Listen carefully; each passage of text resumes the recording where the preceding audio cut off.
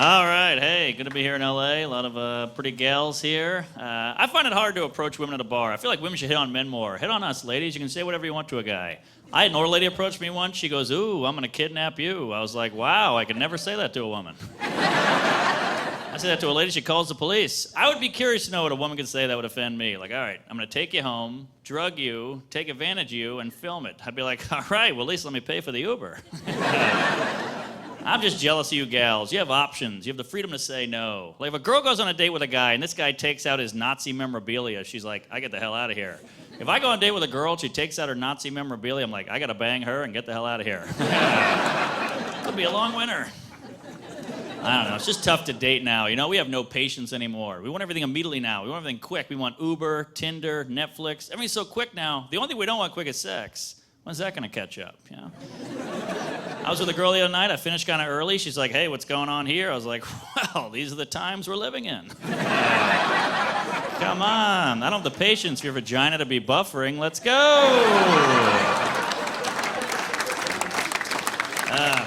Gals are so sexy, you drive me crazy. This is how sexy girls are. I was out to dinner once. This girl leans over during the meal and goes, hey, I'm not wearing any underwear. I was like, oh my God, that's hot. Then I realized, why is that sexy? Has underwear ever been a huge obstacle for a guy?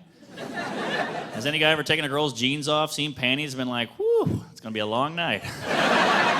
Put a pot of coffee on, I can't crack that code. But that's how hot you are, gals. You can tell by an article of clothing you're not wearing. I can't even see it missing, I'm already turned on. That doesn't work for me as a guy, I can't pull that off. I lean over during dinner, hey, I'm not wearing any underwear. She's gonna go, uh-oh, what happened? Yeah. I learned the hard way, you can't say sex on a date. Girls hate that. It's like saying bomb at the airport. The whole thing shuts down, you know?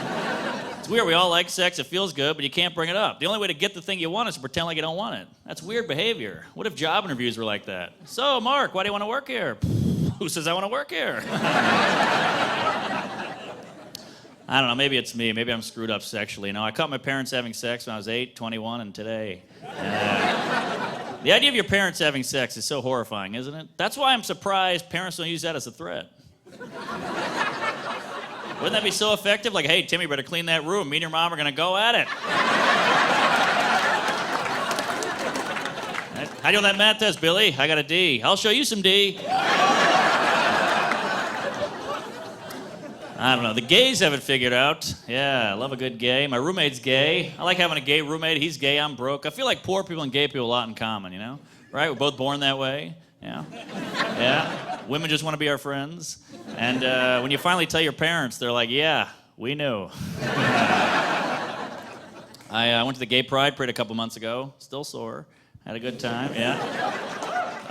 They had the homophobic guys out there with the big signs, you know? How much do you have to hate a group to make a sign? I've never made a sign in my whole life. You know? These people are more prejudiced than I am productive. Yeah? The markers, the poster board, I don't get it. Your tactic for fighting gays is arts and crafts? Might want to rethink that one. Ironically, the group you hate the most really pizzazz up that poster. I have the worst gaydar in the world, too. I can't tell who's gay. I didn't know my roommate was gay till we had sex. Yeah. The Bible hates the gays, too. Boy, the Bible's a real buzzkill, huh? They don't like anything fun. The Bible hates gays. They hate trans. That's going to be great. We're doing stuff so sexually advanced, not even in the Bible. You know, like, I love having sex with my robot. The guy's like, all right, you're good. Maybe I'll try it. And sorry if I offended anybody. You know, I'm trying to be more PC. I'm not good with the PC. You know, I find it very phony.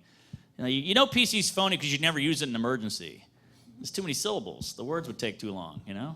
People are hurt. You got to help them. You don't have time to be progressive. You got to be quick. Like if you saw a Chinese guy get into a car accident, run over a black guy, you can't be like, oh my God, officer, come quick. It's been a terrible tragedy. An Asian American man got into a car accident. Not because they're bad drivers. He ran over an African American gentleman who was crossing the street slowly. Not because they do that. And you got to come quick. The guy's really hurt. He's drowning in a pool of his own blood. Not because they can't swim. And now the guy's dead. Thanks a lot. I'm Mark Norman. You guys are great.